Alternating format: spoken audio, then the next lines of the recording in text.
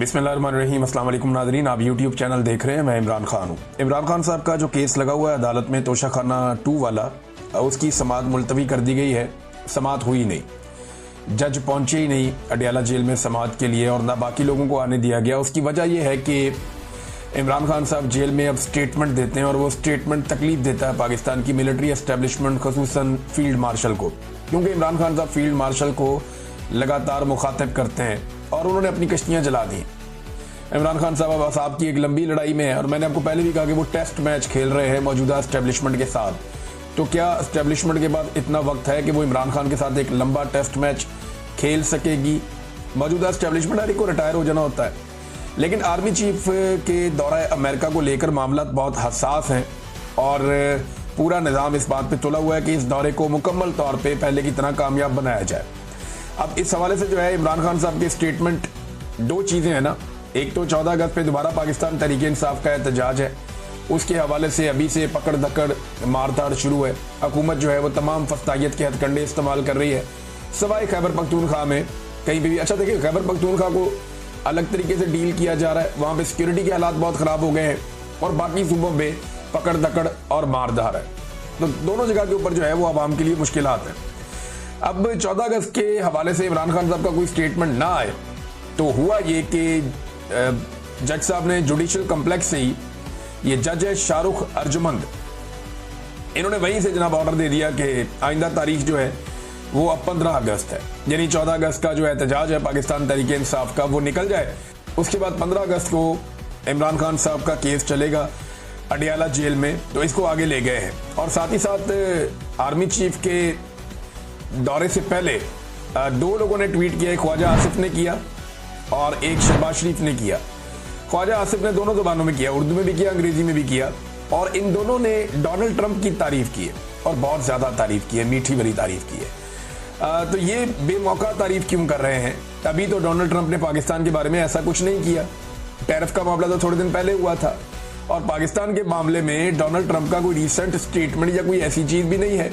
लेकिन अजरबैजान और आर्मीनिया को लेकर पाकिस्तान के वजीर दिफा और पाकिस्तान के वजीर आजम दोनों ने एक एक ट्वीट किया है। बाकी दुनिया को इस बात की इतनी परवाह नहीं है, लेकिन पाकिस्तान इस वक्त अमेरिकी कैंप में पूरी तरह से डोनाल्ड ट्रंप की गोद के मजे ले रहा है और पाकिस्तान के वजीर दिफा और वजीर आजम ने उस वक्त डोनाल्ड ट्रंप की तारीफों के पुल बांधे हैं जिस वक्त फील्ड मार्शल जो है वो अमेरिका जा रहे हैं। तो अब आप खुद ही समझदार है कि सारी चीजें एक साथ कैसे होती है। तहरीक इंसाफ ने नाज़रीन एक चीज शो की है, वो मैं आपको दिखाता हूं। ये आर्टिफिशियल इंटेलिजेंस का कमाल है।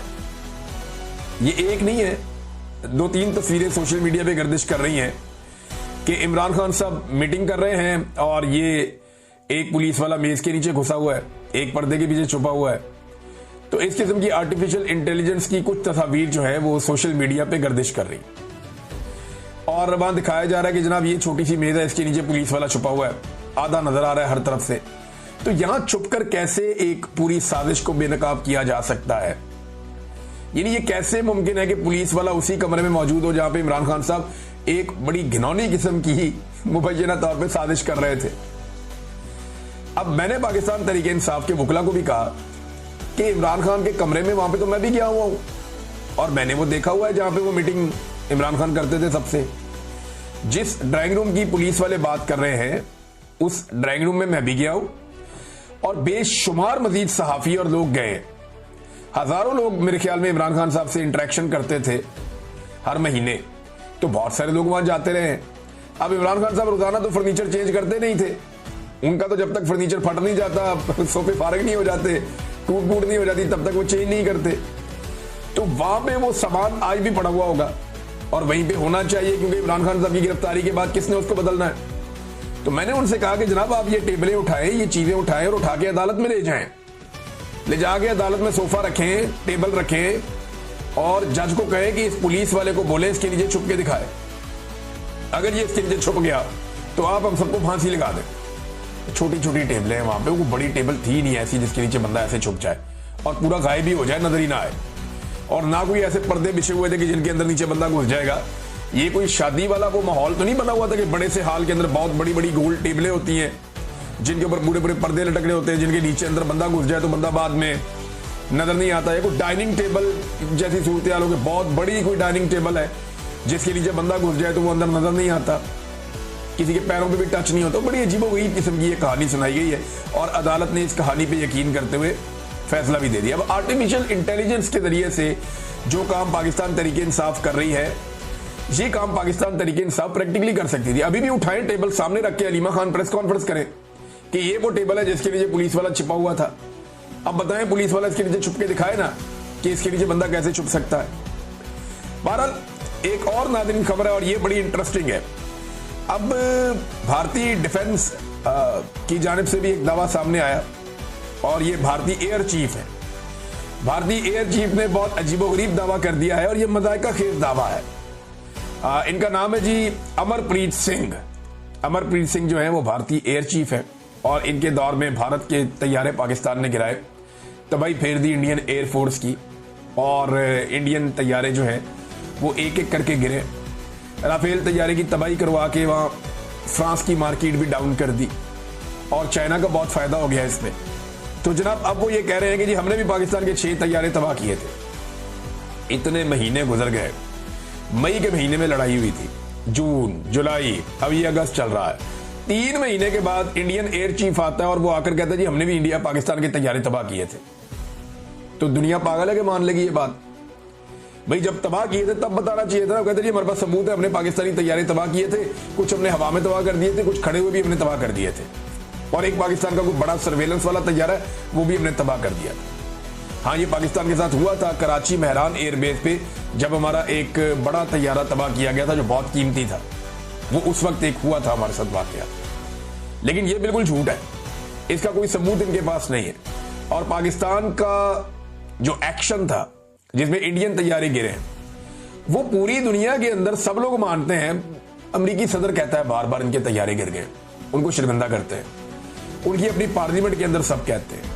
तो इंडिया बहुत बुरी तरह एक्सपोज हुआ। वो अपने लोगों को खुश करने के लिए एक प्रोपेगेंडा चला रहे हैं क्योंकि हमारी आवाज इंडिया तक पहुंचती नहीं है।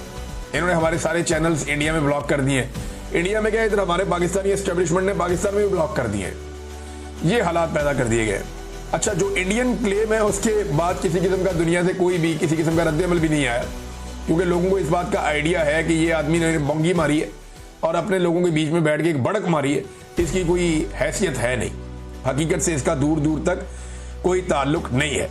नाज़रीन, पाकिस्तान में एक और हाज़र सर्विस मेजर जनरल नूर वली को वजारत दाखिला में अहम ओहदे पर तैनात कर दिया गया है और बहुत सारे लोग कह रहे हैं कि इसके पीछे फील्ड मार्शल साहब का दिमाग है और उन्होंने इस तैनाती के लिए कोशिश की है और एक हाज़र सर्विस मेजर जनरल नूर वली को तैनात कर दिया गया वजारत दाखिला के अंदर। यानी नादरा का कंट्रोल पहले ही पाकिस्तानी फौज के पास है, एक सर्विंग जनरल उसको हेड करते रहे, उनके पास वो कंट्रोल है सारा डाटा का पाकिस्तानियों का। और अब जो है वो ये जो है वजारत दाखिला में एक और इंपॉर्टेंट जगह पे एक और मेजर जनरल आकर बैठ गए। ये क्यों हो रहा है? यानी ये तो सिविलियंस के इदारे हैं, इनको तो सिविलियंस ने